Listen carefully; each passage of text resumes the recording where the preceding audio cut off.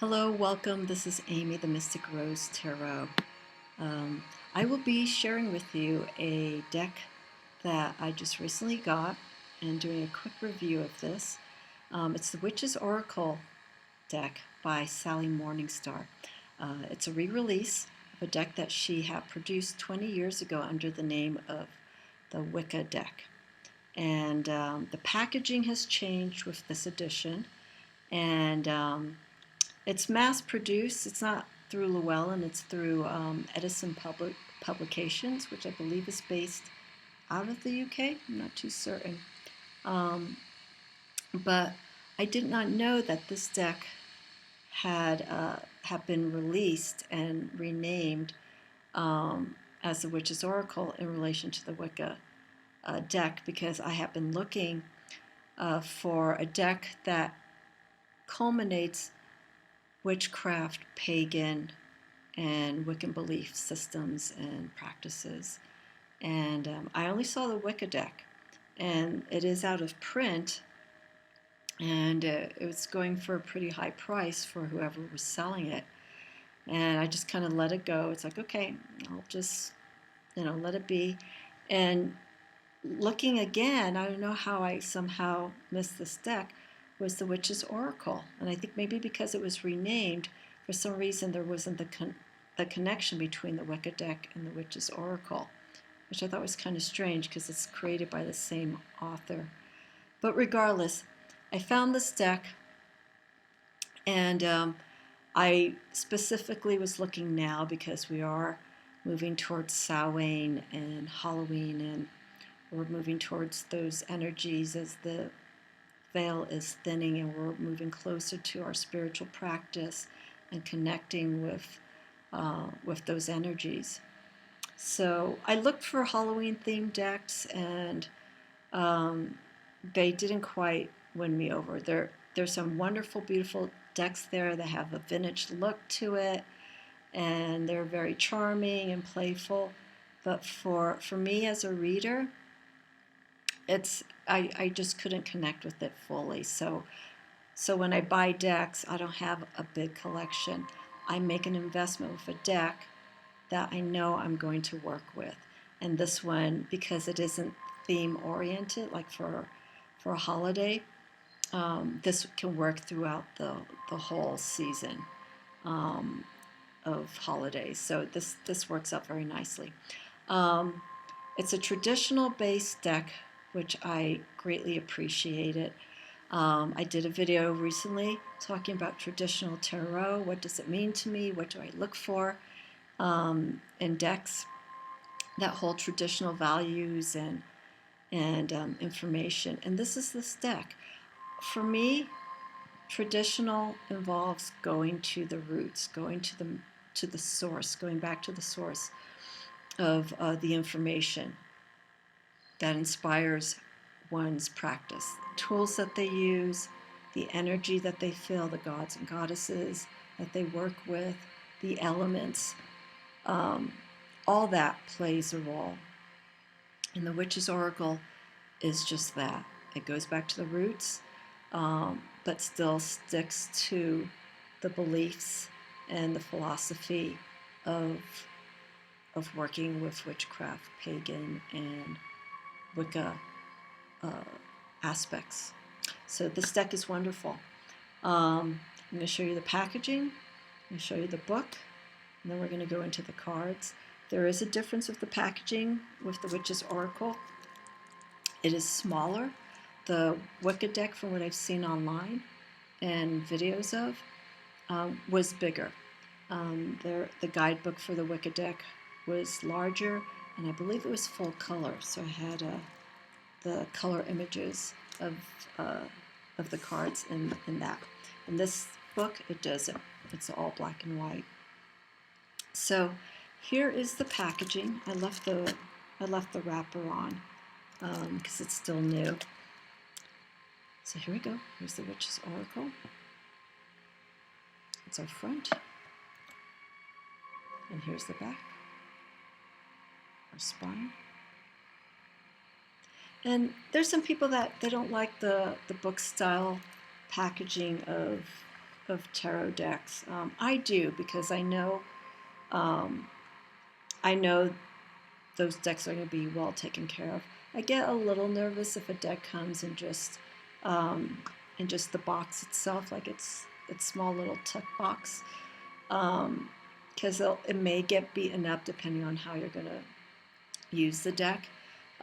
So I like this because then I can house it and keep it safe. This is a two-part packaging. This is the inside of it. So it has a slide. It's a slide out. There's your deck. It goes inside. The plastic, I don't know. That's the only challenge, is that with these book style packaging, there's so much plastic. Not a lot of plastic, but you have that large plastic compartment and just the cards. It'd be nice if it could be packaged differently, but you know, that's how things are being designed with some of the decks that are being out there. So it's not going to drive me nuts. Okay, so here's the guidebook. It's matte finish, and so is the packaging as well. The box itself is matte, but the cards are not. And there we have the back of it. This is part of the background that we will see in the cards. The one thing that I love with Sally Morningstar is the guidebook is very basic. It's about 126, 28 pages, and she goes just very briefly into the history of Wicca. She talks a little bit about paganism and organized religions, the relationships, the differences between the two, witch persecution in Europe and in America. And she goes into the 8 Sabbats. She has the Wheel of the Year, but she gives a brief breakdown, one-page breakdown of the Sabbats and some of the herbs to use, teas, rituals that you can do with all the Sabbats. And again, very short, even a paragraph, very basic. And that's what I like about this. It gives information for the cards, but not too much. She gives a background, and then she goes into the meaning of the cards. And then she has, instead of calling it upright and reversal meanings, she has high notes and low notes. So the high notes are the upright reversal, like the energy, what needs to be focused on. And the reversal are the low notes. And those are the things that are holding the individual back, the darker aspect, depending on the card, of what's going on.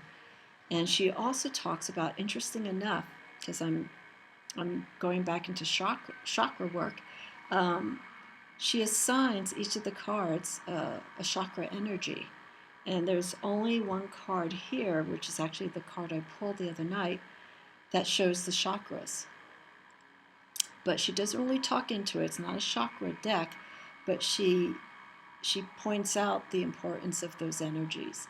And the chakra points that she discussed, her interpretation is not what we know for the chakras. Like, she does make a reference to root, sacral, solar plexus, the throat, and whatnot, but her meaning is different. And I will point that out to some of the cards that we see here.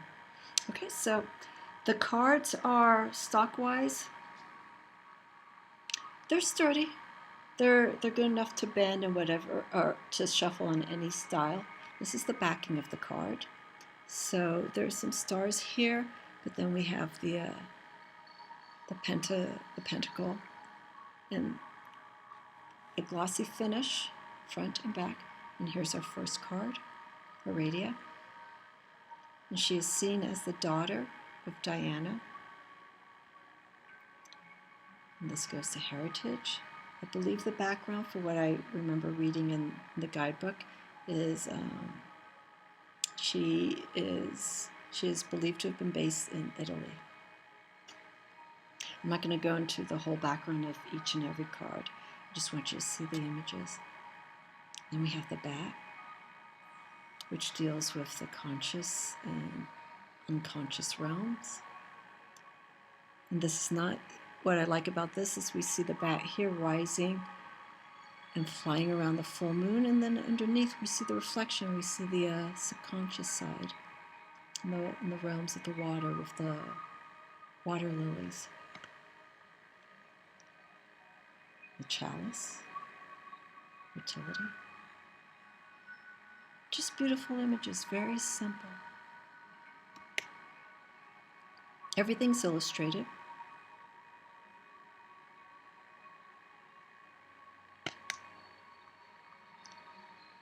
The spiral attraction. Drawing down the moon as we see here. The Kundalini energy of the snake.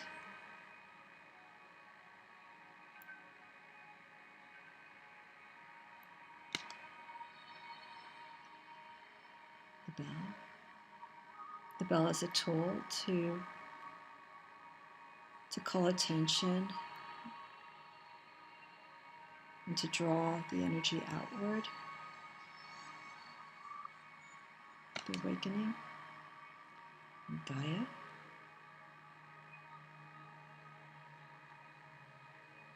Gaia here is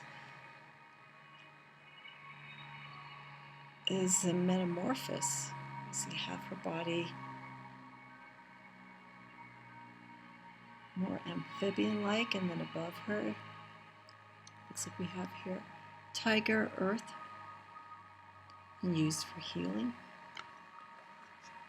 And Gaia for this month, for the month of Libra, is the goddess. I have an oracle deck called the Moon Oracle, and Gaia has been assigned as the mother goddess for Libra. And we know Gaia deals with all aspects of earth and nature and healing. Okay, our next card is the familiar. Here. Using animal spirit,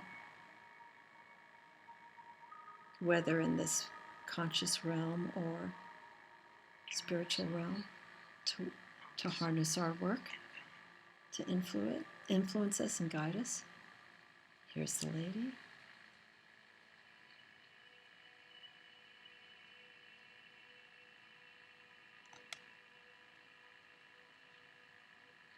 The green.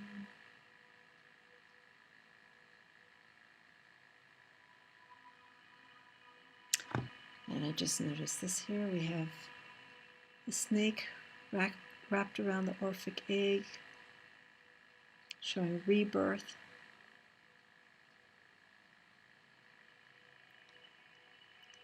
Then the mirror for perception. We have the phoenix.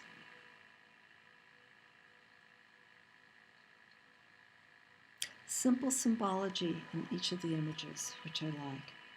And you're able, when you do this, when you work with this deck, you can focus very clearly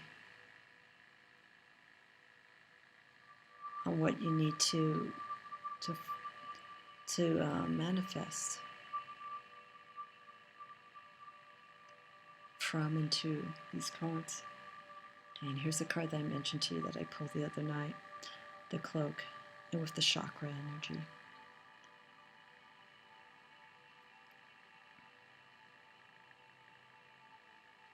And this card in general is just holding, it's camouflage. Put it back here again. It's not revealing everything, just certain aspects. We don't have to express or show every part of who we are. There are some things that, and I do agree with this, that we do have to cloak, that we still have to work on. It's wonderful to be an open vessel and to share and express how you feel, but at the same time, if there is still inner work that's being done, reveal that once it's been worked with. And because that's going to be changing, that's going to be shifting. And so the state that it's currently in is going to be different once it's been worked and understood and developed, once it's transformed. So the cloak, it's always good to keep things covered, protected. And the moon card. Beautiful moon card.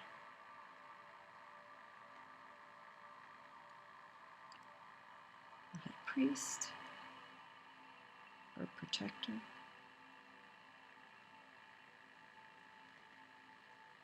The neophyte as the student, person learning, practicing. Got the full moon right in the background. Tools that she's working with. Candle energy, air energy.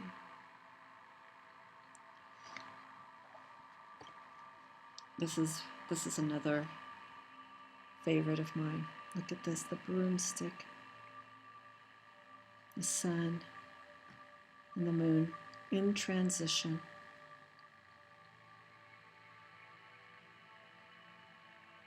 But the broom is just that. It is releasing. It is cleaning. It is putting away.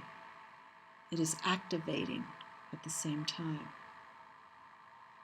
And going between the two realms.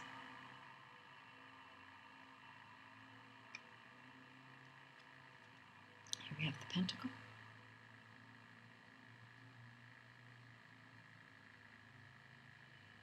Evoking, using the power and the energy of the 5 points: spirit, air, fire, water, and earth. This is all what we're made of. We are made up of all the 4 elements, 5 elements.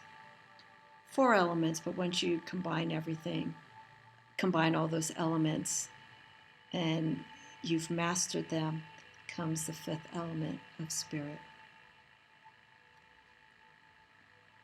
And the serpent energy, serpent's wisdom, movement, power. Kundalini energy. Here it's wrapped up around the tree of life. Another thing I wanted to point out is in the guidebook, she doesn't go into the details of some of the images that we see in here, like what's the meaning behind the stars or whatnot, the meaning of the feather hanging from here.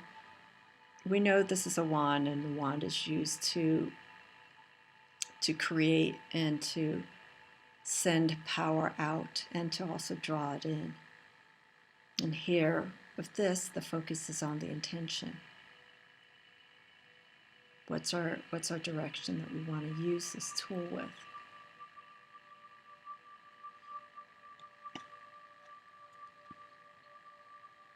The 6-rayed star, unification, anima, animus, male, female energy, sun, as above, so below, moon.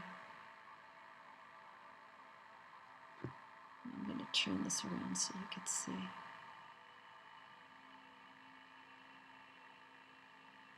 Beautiful images. Make sure I got this upright. And then we have the black cat. Intuitive energy.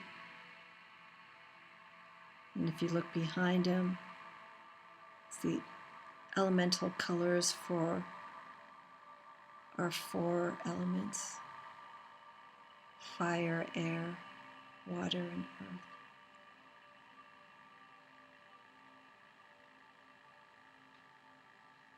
He is our guide. He holds the energy, or she. Athame.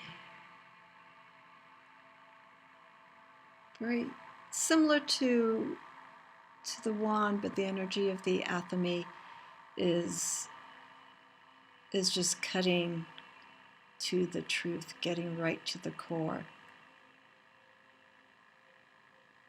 It is what you use to invoke in rituals. Drawing in the pentacle.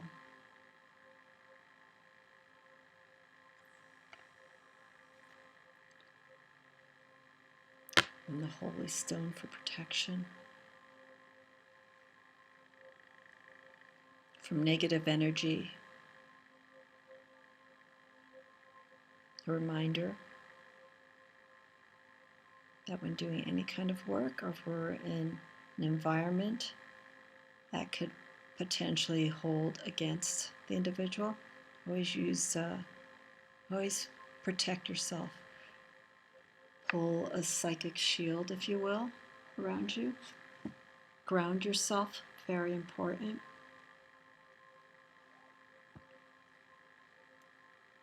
Spiritually, just to keep everything at an even keel. Very important, especially during this time of the month when energies are very strong. You need to be careful who you are invoking, who you're drawing in. Make sure you know the circumstances of who you may be connecting to, or what you may be connecting to. Okay, Nemesis. The symbology here. Lessons to be learned. We have the cup in one hand, and then we have the apple in the other. Lessons, knowledge. And then we have the symbol for earth, where she's standing.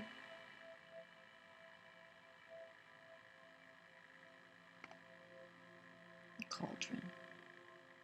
The womb. The center of creativity.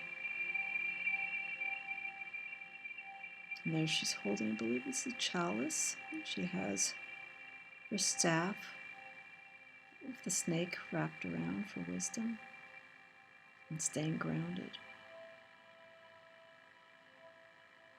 Cauldron's also a center of release as well. You put in, and magic, what creation you put into it, you get out in return. In the cave. There's always those times to retreat, very important. Take those times to rest, no matter how long it takes. Trying to angle the cards so there's less glare. The spider, patterns, habits.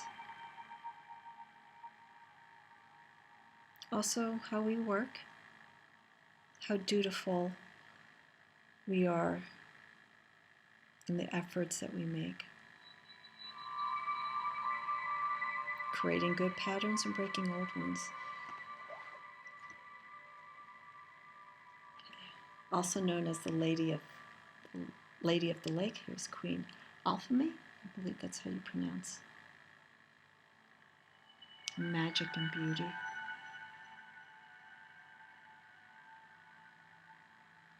We have Fays flying around her. Hair at the bottom, fertility, abundance. Beautiful card.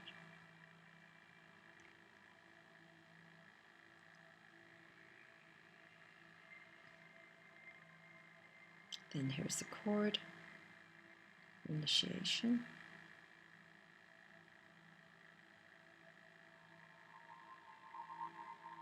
Moving the energy. This isn't really a chakra card, but the influence is there. We're seeing the movement of different forms of energy in this card. And actually, this is number 30. I forgot to point out to you the different chakra points. She used them more. She calls them vibration. Let me go to 30. Okay.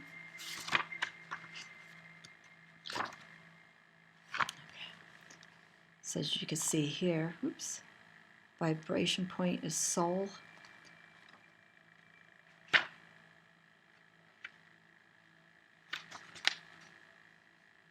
And just another reference, ray of creation. That's with the serpent, sexuality, wisdom. The familiar, astral, going to that higher realm. And then she has keywords for each of these. And then since we were just at the Queen of Alchemy, the underworld, and representing potential, magic, and beauty. Okay, moving right along. We're almost done. The Raven, Keeper of Secrets, holding the black ribbon.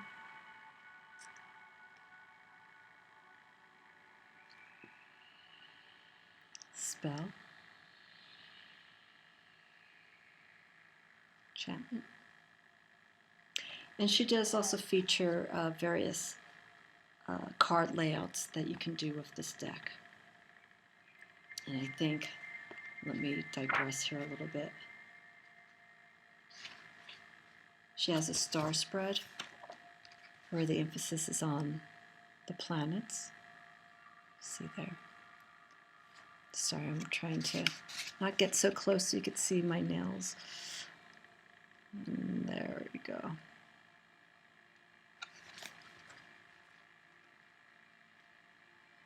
And then she does have a chakra spread, but she calls it the Ascension spread.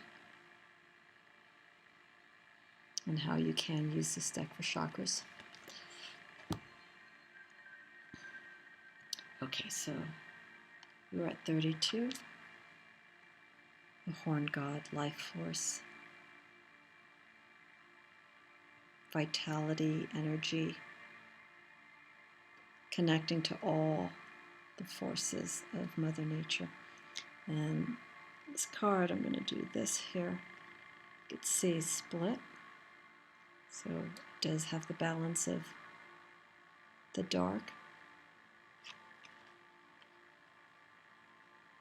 And then dealing with the energy of light.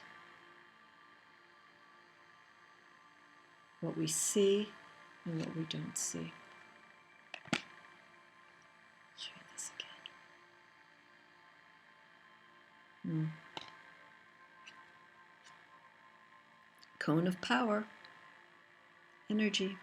And there we have our 4 elements. The witch's hat, she makes reference, Sally makes reference that the witch's hat is also used, the pointy hat is the cone of power, and it's also used to send energy out. So there's a reason why that pointy hat is the way that it is. It could be used for protection, calling out energies, spirits. There's a crystal ball for insight. And then we have the owl above for guidance. And if you look closely here,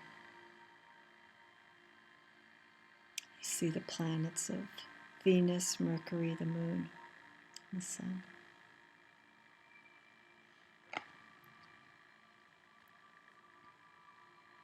Goddess, transcendence.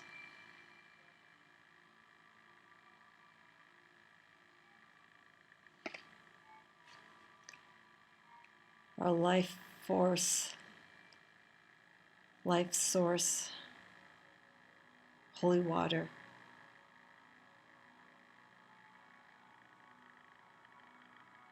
For cleanse, purifying, to revitalize.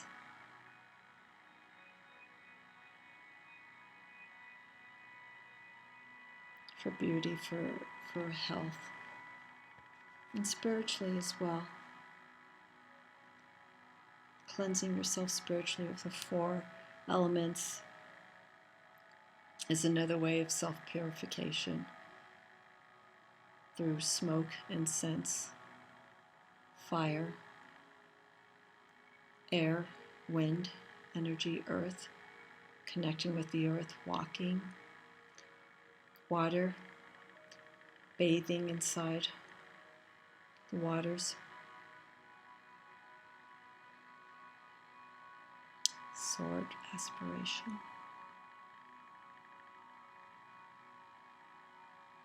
So here's the good side of the swords. The swords you normally see as being very direct and at times being cold, very truthful.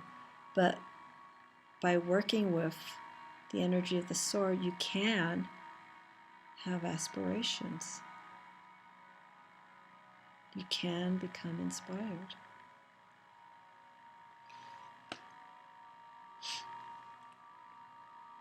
Here's the wizard.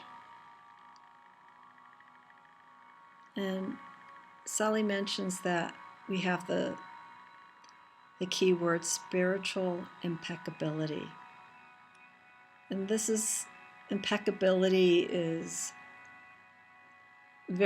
someone who is very refined in their skills, and there's a uniqueness, there's an originality in their practice.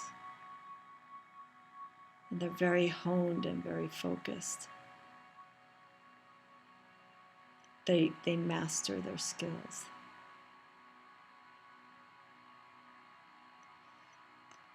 The owl we know as the revealer of wisdom. The owl is also seen, depending on the interpretation, the owl is also seen as a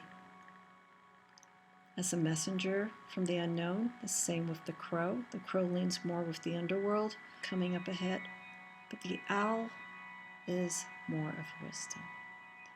And we see here the person focusing on the energy.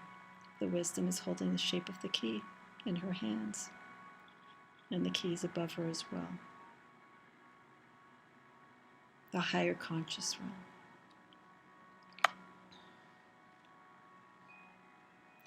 We got Book of Shadows. Learning from our experiences, growing from them, so that we can move on. The candle for illuminating that knowledge that we have. The roses for the beauty that is within us. Once everything has been revealed, the inner self has been revealed. And then our last card, the crone. Release. Working with the powers that we have. And just letting it go. With her connection of this tiny bird right here, and then we have the flowers. 3 flowers above her as her crown. Time to let go. And this cycle starts again. Okay, so we end here.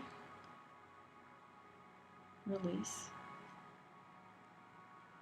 Then we begin here. Heritage, legacy. What are we creating? What do we want to leave behind? And that's the Witch's Oracle deck from Sally Morningstar. Going and showing these cards individually, again, I've gone through this deck I think twice, looking at each of the images, is a wonderful deck. But this is more of a deck, I feel, it's a form of self-discovery, and there's affirmation in here, but this deck is perfect for refining, honing your spiritual skills. You can use this deck if you're feeling spiritually, with your practice, I don't know where to go with it. What should I work with the most? This is the deck that I feel will guide you. You know, what energy from within should I work with to focus more on one aspect of the practice? What tools should I use? Gods, goddesses that I should focus on. This deck, the Witch's Oracle, I feel covers that. And again, with the guidebook, it gives very basic information. I'll just show this one more time. And this is what I appreciate with a lot of tarot decks, that if they have a guidebook that just keeps things very simple. I don't like wordy guidebooks where it's like over 200 pages of information. I love to hear what the creator's intent was for putting into decks. I think that's part of the guidebook. But for the most part, I like to read intuitively with these decks and just take what the cards are speaking to me directly. And of course, the guidebook is there if something is a little amiss, and that's perfect. This deck is pagan, witchcraft, Wiccan influenced. This I feel is a deck that would be wonderful to grow and to learn a little bit about yourself as well, but more of your practice. So here's the box again, The Witch's Oracle by Sally Morningstar. And when I was looking online to order it, I couldn't find it, so I don't know if The Witch's Oracle, I assume it is still available to order. And I don't know if this is the last run, if she's only doing a first run on this. So if you do like the deck, if you do like what you see, I say grab the deck. Because I think when the Wicca Deck came out, I don't know what how much of a run it was, but I don't think there were many decks produced for the Wicca Deck. And I feel this could be the same with this. So if you do like it, I would suggest getting it and work with it. So those are my thoughts. The Witch's Oracle, if you have any questions about this deck, if you don't have it, but you have more questions to ask, please feel free to leave comments below. You can reach me through my website. Everything's in the description. But let me know how you feel about this deck by just looking at it, or if you have worked with the deck. But again, I feel this deck its strength lies for those who have more of an emphasis on a witchcraft, pagan, Wiccan practice. This is Amy again of the Mystic Rose Tarot. I look forward to seeing you again.